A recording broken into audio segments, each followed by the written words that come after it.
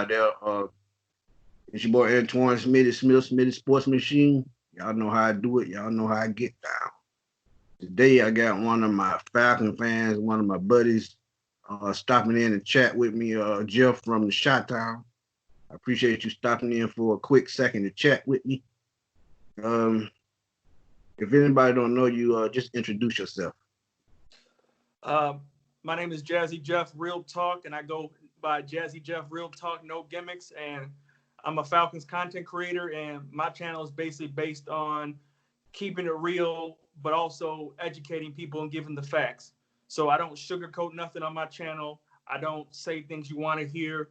I keep it real all the time, whether I have to get on the Falcons' ass about something or whether I got to check people for disrespecting my team. I always keep it real 100% of the time. And that's what my channel is about. Right. You know, I love your content, man. Like you said, you keep it real. And you pretty much like me. You know, you say whatever comes to mind. And if you feel like you need to get the point across, you say it. You don't go about, what other people think about, what you have to say. It's in your mind, so it comes out. So I'm pretty much the same way, because if I see something that's wrong, I address it. And that's what I like about you and also Mad Mike. Y'all just keep it real, tell it like it is. And there's not a lot of fans out there like that, because as content creators, when you do your research, you see the game totally different. And seeing the game through a different mindset is, I think, key to being a content creator. And not only that, a great fan. But let's get into some of these questions that we have. First off, Todd Gurley, he was doing an interview with CBS Sports with Tiki and Turney about 3 days ago, and he talked about, the NFL safety, how they're going to protect the players. And he says it has no structure, which I totally agree. But if you saw that, interview or heard it, what is your thoughts on, the safety rules, how they're setting up for the COVID-19 to get the season rolling? Because preseason is already canceled. So we really don't even know, how much of the season will be played, because the coronavirus is still spreading as a disease, and a lot of players are concerned. I seen a Chiefs player earlier today. He opted out his contract and went for the $150,000 buyout. What's your thought on how the league is going to protect the players? Well, for that one player, he is actually a doctor also in real life. So he wanted to join the fight to fight COVID-19. So I think that's a little different. I don't think any other player is going to want to do that. But as far as you're right, I think the NFL definitely has dropped the ball on preparing for the season COVID-19, because other leagues had plans way before in place. And the NFL and the NFLPA just agreed on COVID-19 precautions and plans. Like, one of the things is it's pay as you go this season. So if you do not play, you do not get paid for a game. If you get tested positive, you have to miss 3 weeks on IR. So things like that. I think Todd Gurley just wanted to know what he was getting into before he signed up. But as I saw that interview you were talking about, and it seems like he's a go. So I mean, people got families. After you go to work, you got to come back to your family. You don't want to infect your family. I heard what was it, dude?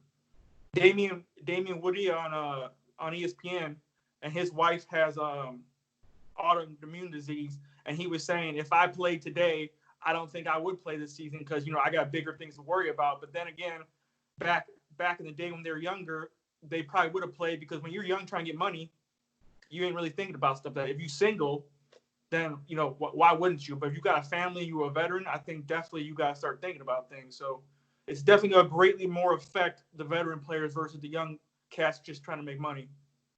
Yeah, and the other thing about it, like the NBA, they have a bubble that they have their players in. It's not like that with the NFL. Go home to your family or whoever you're living with. Like you said, if you're single, you're around family and friends, but they don't have a bubble, and that makes a big difference.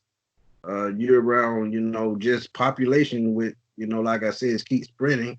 So you're more susceptible than those NBA players, and, being on the same field for 3 hours at a time, it's going to be tough to get that in.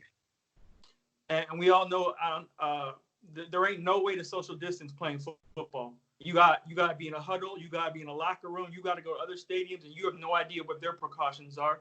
So you can do everything right and then go to a road game and then get infected by some dude whose team doesn't follow the same protocols as you. And as we all know, that other teams do not they do not follow the rules the same as other teams as far as contact in the training camps. A lot of teams don't follow that. They just take the fine and do it anyways. So not every team is going to follow those rules. So you always going to be at risk. It's football. It's contact sport. So agreed. Yeah. But let's get into this season. We're going to start with the offensive side of the ball. Falcons have 11 starters that, former first-round picks. To me, it means a lot, but at the same time, they haven't played together, and we don't know how well they're going to gel. But Matt Ryan in even seasons, which just happened to be in 2020, he's just a totally different quarterback. And I think, personally, and I did a video, I just haven't released it, but MVP is definitely, in the question for this season. Because the year he made Super Bowl 4 years ago, Matt Ryan was that dude. 2 years later, 2018, similar stats. Falcons finished 7-9. And last year, a down season, and he gets injured. He still finished fourth in the NFL in passing. Right. And we finished the season 6-2. So if he never got hurt, if our offensive line never got hurt, who knows how many other games we would have peeled off at the end. So he definitely can get an MVP this year. And he has more balance this year. He'll have a better running game this year, and he'll have to do less this year. Right. And we don't want the mat thrown all over the field because it's going to expose him to hits. We want that balance. We want Todd Gurley in the fourth quarter running the football. It's going to keep Matt clean, and it will increase his chances of getting that MVP again. Right. And so, 2020, let me get this out right quick. Yeah. 2020, they have, bigger foes in the division, but at the same time, Matt Ryan has a winning record against all the opponents outside of the NFC South. And I think that makes a big difference, going into 2020. And if he, has a winning record against them, I expect him to play well.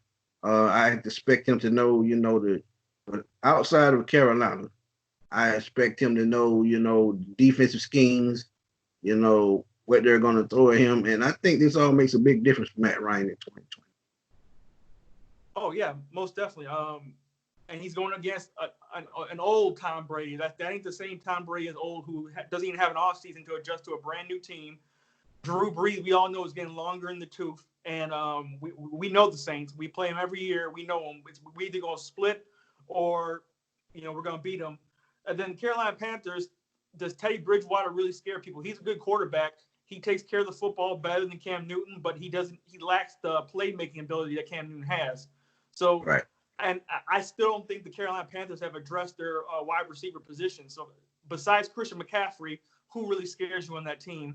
And so I think Matt Ryan's highly disrespected in this division. And, the hype train is all on Tom Brady and Drew Brees because they want them to close out their careers, fighting together in the Super Bowl or NFC Championship. But Matt Ryan, we do better. The history shows we do better when we are underrated and disrespected. So I like it this way. I think we can win our division games. We'll be fine. And the thing about this schedule is we don't play division games until way late in the season. Right. We don't see the Buccaneers till like week 15. So, and they have to play a lot of hard teams early. So we just the first half, we have to get off the start early. We have to kill it early. But about the offense, I want to ask you. Go ahead. Which player are you excited for? The new player are you excited for the most, and who will make the biggest impact, you think, on the Falcons? I would have to say Marlon Davidson. And the only reason why I say Davidson is because he's one of those players that they took that plays tackle or plays end. In certain packages, you can see him at tackle next to Grady Jarrett to get Tack and Dante Fowler on the field together. In other packages, say like big nickel packages or dime packages, he plays in. So I think Marlon Davidson could be, the saving grace for the Falcons defense and put them in top 10 and top 15 range. So that would be my answer to that question. And Tack McKinley has lost 25 pounds. He's looking like lean muscle now. He's looking. I think he sees the writing on the wall. He sees us getting ends now. He sees us adding to our line, and he wants to keep his job. It's a contract year, so he's definitely putting a lot of work. And hopefully, his arm and shoulder is healed up because we gonna need him. He hasn't put together, in my opinion, a consistent enough season, and I think this is a year where Tack could go off, or we might have to end up moving him. But my impact player is, it's probably gonna be Dante Fowler, because, like you said, Davidson's gonna play inside, Gray's gonna play inside. They're gonna eat the double teams up, and Fowler's that guy who can make you pay. I hate to say it, I like Vic Beasley, but I think Dante Fowler is more aggressive. He flies to the football. He's a better playmaker. His play recognition is way better. He is stronger. He has better inside swim moves, and he's way more relentless than Vic Beasley on the edge. So I think on those key third downs, I think Dante Fowler is gonna be the key to our defense getting off the field and getting more chances for Matt Ryan. So I'm glad you said that, because defense is the key to the whole season. yes, I think offense, we have gelled pretty well over the years. They brought in Hayden Hurst, but I don't think that makes a big difference, because Julio and Matt and the veterans will get him on the same page very quick. But you look at Dante Fowler, who's new to the team, Marlon Davidson, who's new to the team. I think Deion Jones will be key to getting them acclimated to the defense and to the schemes, because he's the leader of defense. And the back half of the defense is the only part that I'm really worried about. And that's Keanu Neal staying healthy and Ricardo Allen, adjusting, because we all know that they took another safety in the draft that could, replace either of them. And you have the Money KZ back there. So it's interesting to see what kind of packages, they play together. And I could see Keanu Neal playing, a little bit more in the box as opposed to, playing deep at the safety position. Yeah, Keanu Neal is basically a baby Cam Chancellor, so he can play inside the box, no problem. As far as Rico goes, I think the only way Rico gets pushed out the door is if he gets injured again, because he's the brains of the operation. He knows all the plays. He's way ahead of the curve of any rookie coming in to take his spot. I think the only problem for me is I don't know how good AJ Terrell is. I've seen him play. There's sometimes I see him look good, and there's sometimes I'm seeing him get burnt like chicken.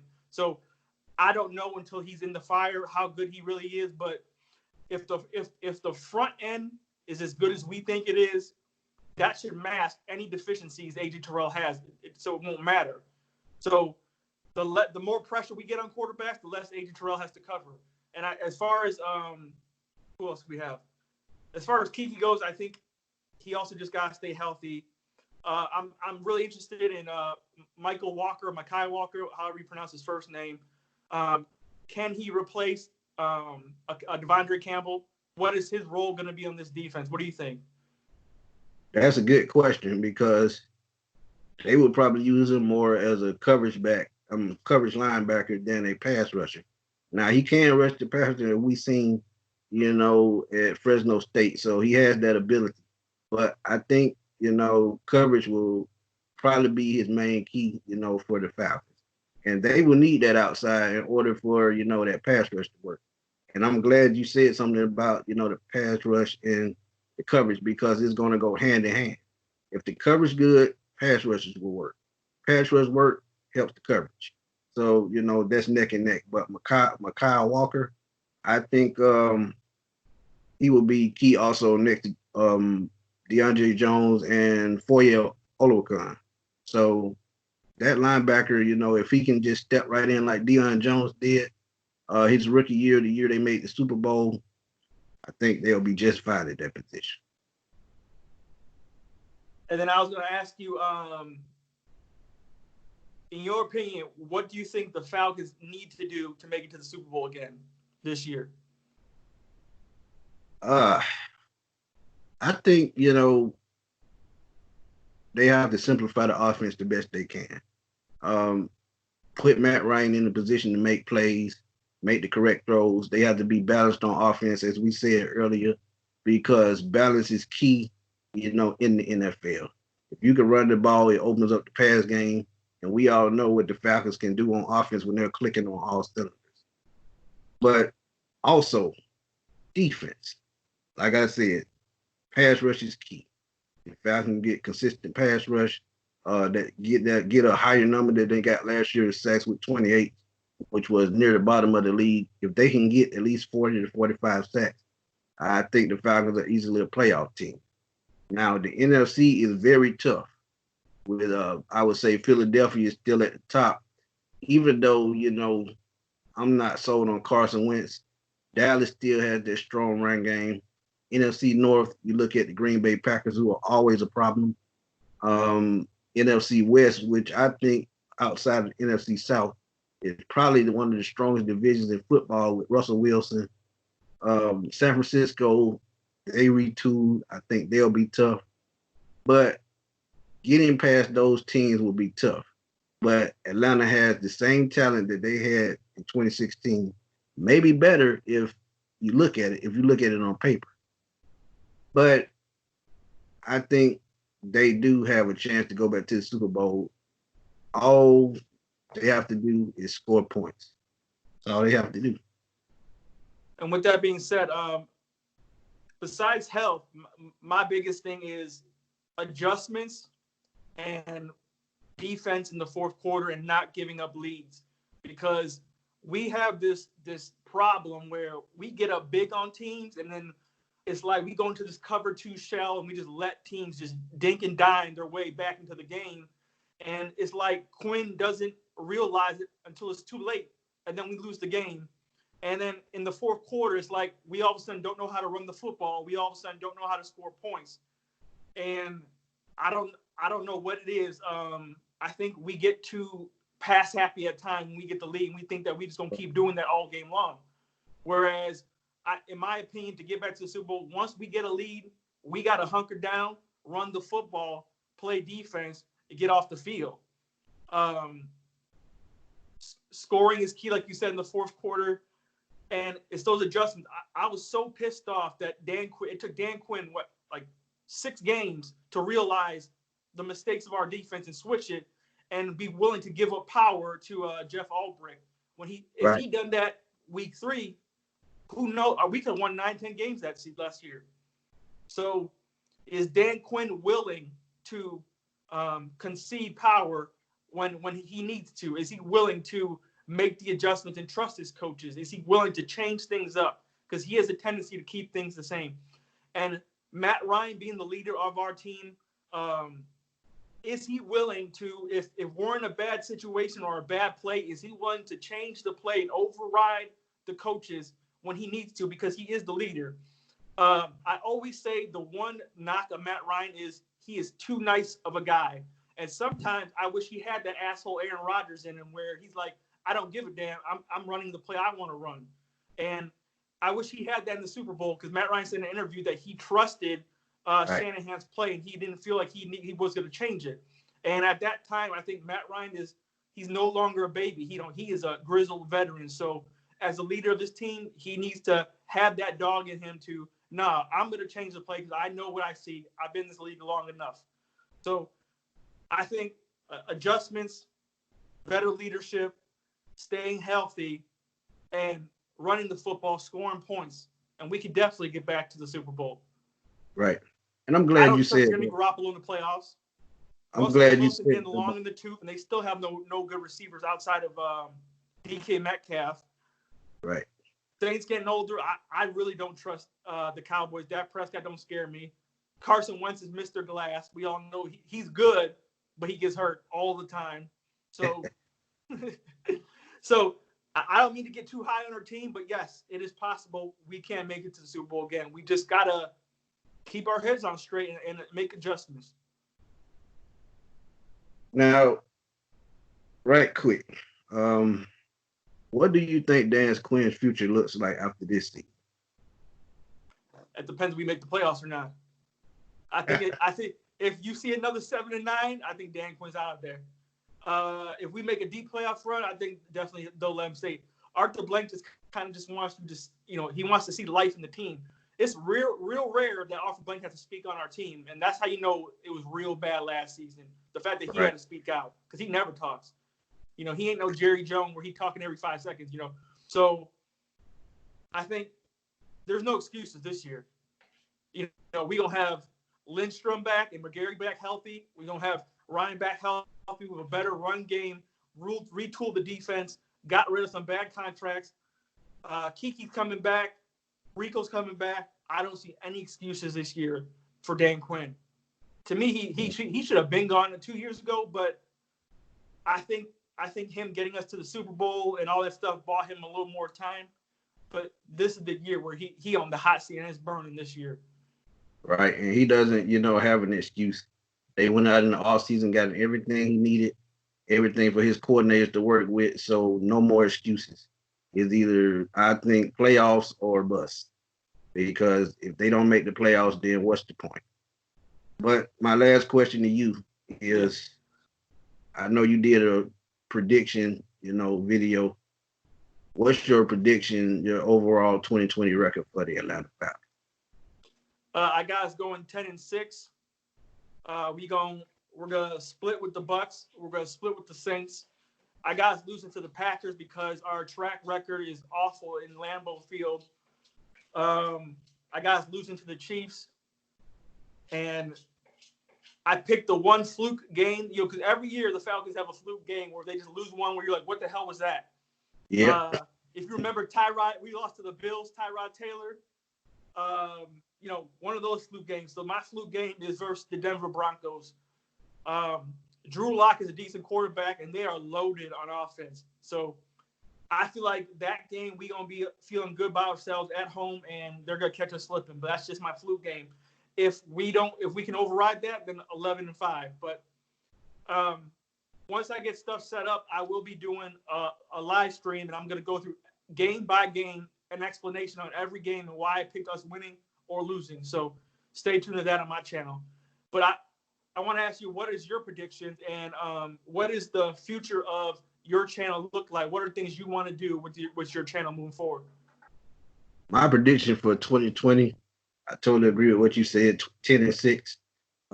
With the way the schedule is set up, they play more division games down the stretch. But I think they get a bulk of those wins before they get to the division stretch. And I think, that makes a difference. And I think 10-6 is very doable with the great things we have on offense and defense. And my channel will look like, down the road, I'm trying to grow it.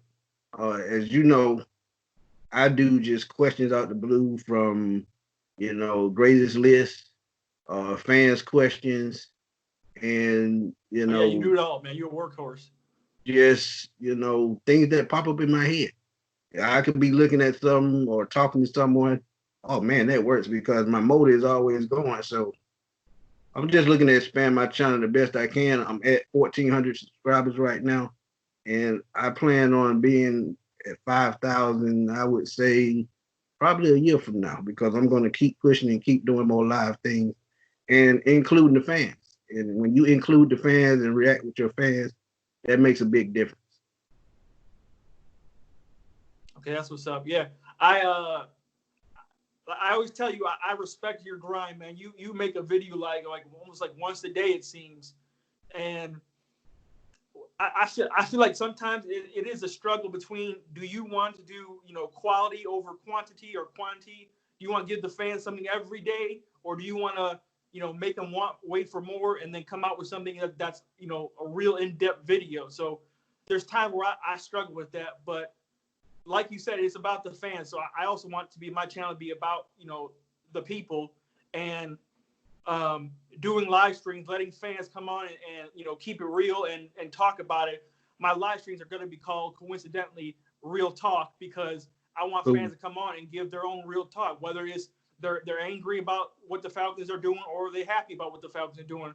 I don't want to censor anybody's speech on how they feel about the Falcons, because I don't think anybody can tell anybody how they should feel as being a fan, you know?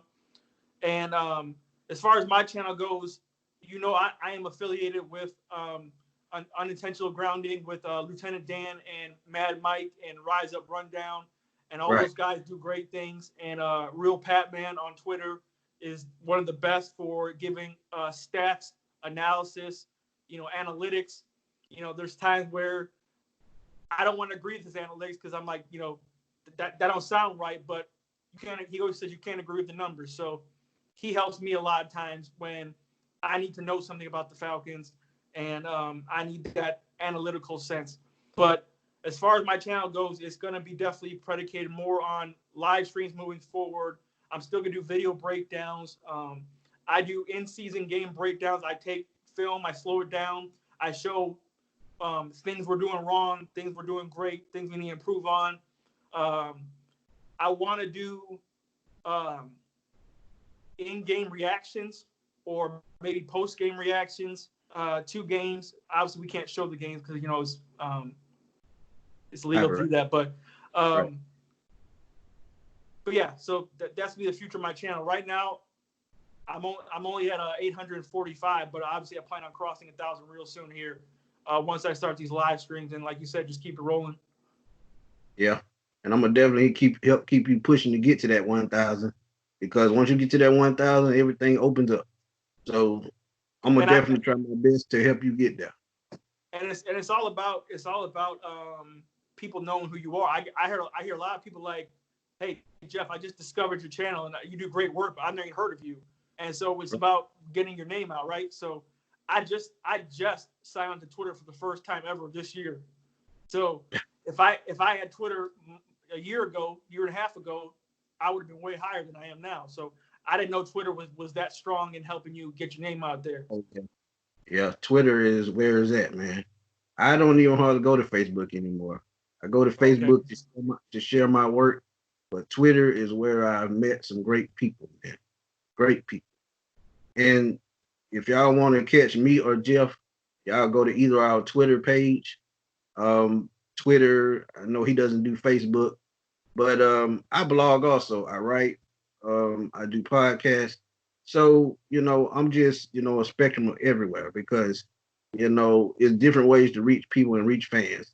A lot of fans listen to podcasts, but a lot of them, you know, listen to YouTube as well. But, you know, it's a way, an avenue for everybody, you know, to get their, you know, words out. So I would like to thank you personally, man, for stopping in and talking to me right quick.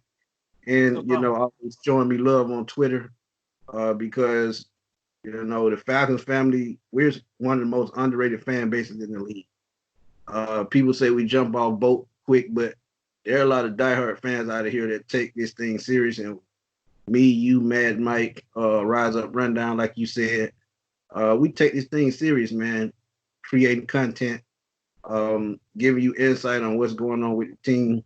And I think it's good for the city of Atlanta or wherever you are as a Falcons fan. But again, thank you, and tell everybody where to find you right quick. You already did, but give them a quick rundown of where you are. Before I do that real quick, it's funny because these Aints fans, the Who Dat Nation, they claim to be so strong and big, but tell me, can you find a YouTube content creator that's a Saints fan? Can you find? I had to search. I couldn't find one of them. Nope. So how is this fan base so strong? I see Falcons creators everywhere. We proud about our team. It seems like, I don't know, are they not proud of their team? But like you said, it's about respect. I respect all Falcons content creators, not just unintentional grounding, whoever you are. So another way to show respect is I say, hey, I join your team. I'll join your live stream. I'll talk about Falcons all day long. And I don't care if you have 1 subscriber. I don't care if you got 5,000 subscribers. I'm shouting you out in my videos because that's what people did for me when I had 1 subscriber. You know, when I had I made 1 video and I had maybe 2 subscribers. Lieutenant Dan reached out and said, hey, you do great work. I like your videos. Keep it up, whatever. I'm like, I didn't know. And Lieutenant Dan has 2,000, 3,000 subscribers. I'm like, how does this guy even know who I am? And then Mad Mike reached out, hey, I like what you do. And then they asked me to join, and, things go from there. But it's that respect. So whenever I reach 1,000 or 2,000 or whatever, I'm going to give the love back to the young people I see, like Jew Talk Sports is one of them. He's an upcoming guy. So I support him. I give him a shout out. There's a few others, and I'm sorry if I can't mention them right now, but it's all about giving respect back and representing the flag behind me, because that's what it's about. But so on my YouTube, you can catch me at Jazzy Jeff Real Talk. That's the name. On Twitter, it's my handle is Jazzy Jeff Real T1, or just search Jazzy Jeff Real Talk. You'll find it that way. Right. And I'll be around all season long. I ain't going anywhere. Win, lose, or draw, I'm right here. Right. I appreciate you, man, for always, taking time out to talk with me, kicking with me on Twitter. I appreciate it. And we're going to shout out these Falcons content creators when I post this video and when I put it up. All right. Sounds good. All right. I'll catch you later, my dude. All right. Rise up. Peace. Peace.